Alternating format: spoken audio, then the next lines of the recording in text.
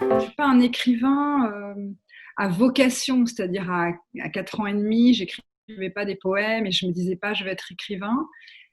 J'ai été une étudiante assez dispersée, j'ai étudié les sciences humaines, après des classes prépa littéraires, je fais de l'histoire, de la philo et puis de l'ethnologie.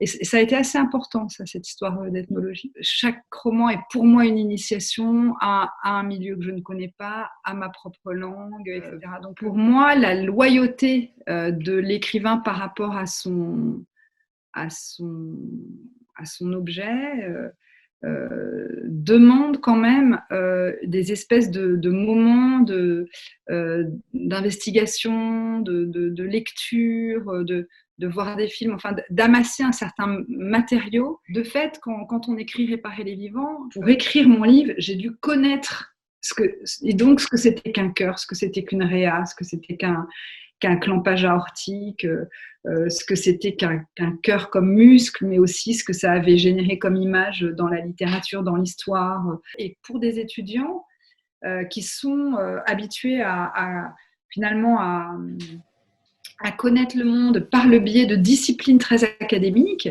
les sciences politiques, l'économie, l'urbanisme, etc.